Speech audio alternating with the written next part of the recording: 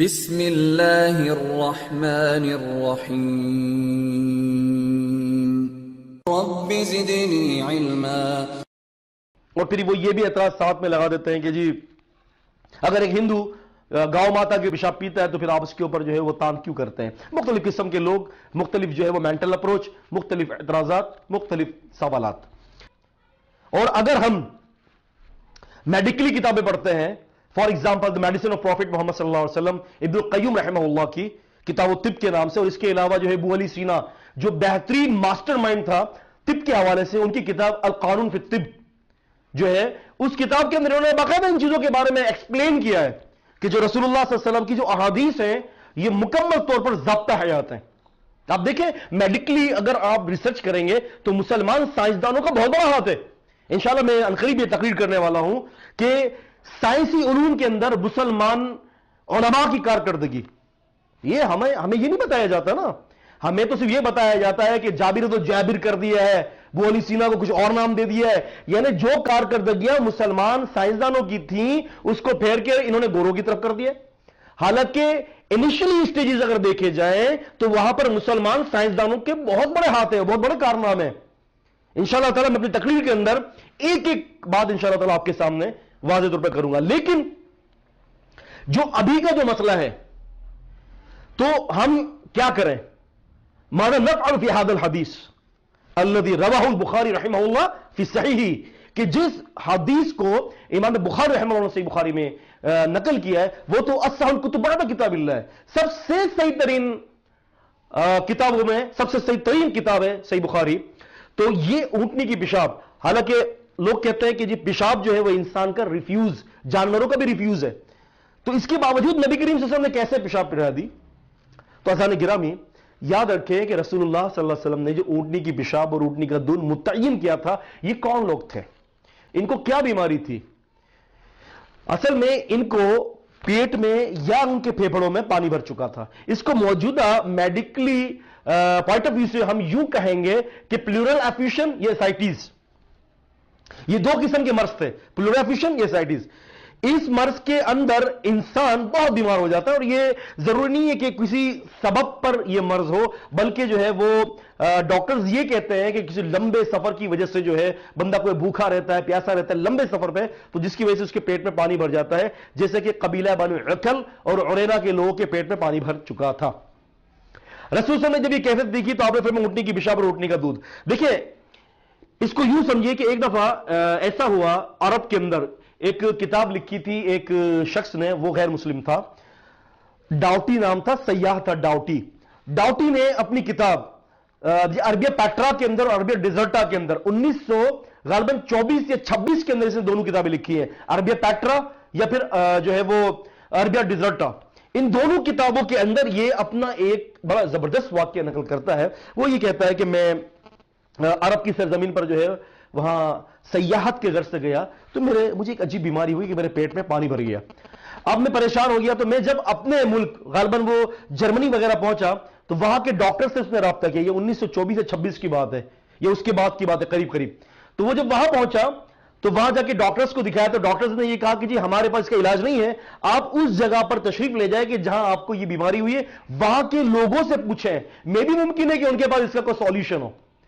ڈاؤٹی کہتا ہے کہ میں دوبارہ ریورس ہوا اور وہاں پہنچا، اور وہاں پہنچنے کے بعد میں نے وہاں کے لوگوں سے یہ بتایا کہ مجھے یہ مرض ہو چکا ہے، تو وہاں کے لوگوں نے کہا کہ تم جو ہے وہ اونٹنی کی پیشاب پیو اور اونٹنی کے باڑے کے اندر دودھ پیو، یہ اس کا علاج ہے۔ اس نے کہا کہ میں نے چند ماہ تک یہ کچھ کیا، مجھے یہ مرض بالکل مجھ سے دور ہو گیا۔ تو بالکل اسی طریقے سے آج سائنس یہ تحقیق کر کے ثابت کرتی ہے کہ اونٹنی کی پیشاب کے اندر جو ہے وہ اصل میں تیزابیت ختم کرنے اور پیٹ میں پانی کو جو خشک کرنے کی جو اللہ تبارک و تعالیٰ نے جو یوں سمجھ لیں کہ اس کے اندر یہ ایک کوالٹی رکھی ہے اونٹنی کی پیشاب میں، اس کے دودھ میں۔ اور آپ جانتے ہیں کہ اونٹنی کے دودھ کے اندر چکناہٹ نہیں ہوتی، بلکہ کچھ ڈاکٹرز نے یہاں تک کہا ہے کہ ماں کے دودھ کی طرح یہ دودھ بھی جو ہے بالکل کولیسٹرول سے پاک ہے، بلکہ یہاں تک کچھ محققین نے کہا کہ ماں کے دودھ سے بھی زیادہ اس کے اندر کم چکناہٹ ہے۔ خیر، تو یہ بات ثابت شدہ امر ہے اگر ہم میڈیکلی کتابیں پڑھیں گے، اور باقاعدہ یہ بات آج تصدیق شدہ ہو چکی ہے کہ اونٹنی کی پیشاب کے اندر اور اس کے دودھ کے اندر بہت سارے امراض کا علاج موجود ہے۔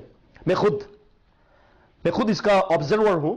تقریباً 2000 کے اندر میں خود کراچی کے اندر آغا خان ہاسپٹل کے اندر میں گیا تھا, اور وہاں پر میں نے ان وارڈ کے اندر گیا کہ جہاں وہ پیشنٹس تھے جن کو جو ہے وہ پھیپھڑوں میں پانی بھر چکا تھا, اور جن کے جو ہے وہ پیٹ میں پانی بھر چکا تھا, جن کو اسائٹس یا پلورل ایفیوژن یا عربی میں استسقاء کی بیماری کہتے ہیں.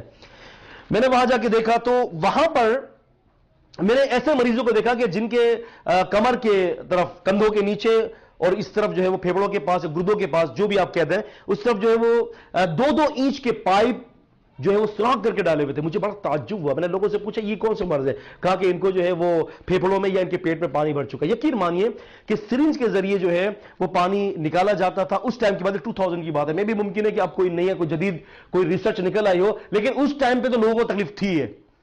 تو سرنج کے ذریعے پانی نکالا جاتا ہے. باقاعدہ میں نے خود نے میڈیکلی ایک کتاب ہے the short practice of surgery, اس کے صفحہ نمبر 952 کے اندر ایسائٹس کے نام سے باقاعدہ چیپٹر قائم کیا گیا. اس کے اندر یہ کہا کہ سرنج کے ذریعے پانی نکالنے کا عمل ہفتوں کرنا پڑے گا, کم از کم 1 ہفتہ کرنا پڑے گا. تو میں نے خود نے دیکھا کہ وہ پیشنٹ جو ہے مچھلی کی طرح جو ہے وہ تڑپ رہا ہے. قربان جائیں ہم رسول اللہ صلی اللہ علیہ وسلم کی ذات گرامی پر. آپ نے 1400 سال پہلے اس کے مرض کا علاج بتا دیا. باقاعدہ ڈاکٹر خالد غزنوی وہ اپنی کتاب علاج نبوی اور جدید سائنس کے اندر یہ کہتے ہیں کہ میرے پاس بھی ایک چھوٹا بچہ آیا اور اس کو بھی یہی بیماری تھی. کہنے لگے کہ ہم یہ ششو پنج میں مبتلا تھے کہ ہم اس طرح سے کیسے اس کا علاج کر سکتے ہیں. لیکن کسی نے بتایا کہ صحیح بخاری شریف کے اندر اونٹنی کی پیشاب اور دودھ کا ذکر ہے. انہوں نے وہ حدیث پڑھی اور حدیث پڑھنے کے بعد فوراً اس کے اوپر جو ہے امپلیمنٹ کر دیا بچے کے اوپر. بچے پر جب امپلیمنٹ کیا, محترم ناظرین اکرام, وہ کہتے ہیں کہ کچھ ہی مہینوں کے اندر وہ بیماری اس سے دور ہو گئی, اور وہ خود کہتے ہیں کہ آج بچہ جو ہے 16 یا 18 سال کا جوان ہے. تو عزیزان گرامی, الحمدللہ ثم الحمدللہ, میں کہتا ہوں کہ حدیث میریکل نہیں ہے بلکہ معجزوں کے معجزہ ہے. میریکل آف میریکلز, معجزوں کا معجزہ ہے جو رسول اللہ صلی اللہ علیہ وسلم کو عطا کیا گیا ہے.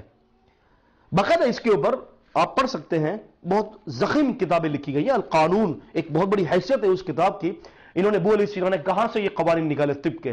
آپ دیکھیں جدید جو سائنس ہے, کتنی ساری essential of anatomy and physiology, آپ اس کتاب کے اندر دیکھ لیں صفحہ نمبر 223 کے اندر پریفرنٹل ایریا کے بارے میں بری تحقیق ہے کہ پیشانی کے اندر سارے معاملات چلتے ہیں. یہ کون سی حدیث سے انہوں نے نکالا؟ رسول صلی اللہ علیہ وسلم فرماتے ہیں اللہم ناصیتی بیدیکا, اے اللہ میری پیشانی تیرے اختیار میں. یہ ایک الگ تحقیق ہے.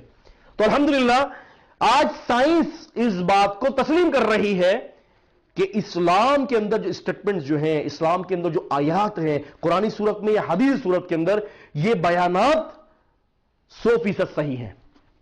تو لہذا یہ حدیث جو ہے اونٹنی کی پیشاب کے بارے میں یہ بالکل ٹھیک ہے. اور جہاں تک تعلق رہا کہ وہ یہ کہتا ہے کہ ہندو بھی اپنی گاؤں ماتا کی پیشاب پیتا ہے, تو ہندو جو ہے فور ٹیسٹ وہ کیوب ڈال کے پیتا ہے. مسلمان کو اس چیز کی اجازت نہیں ہے.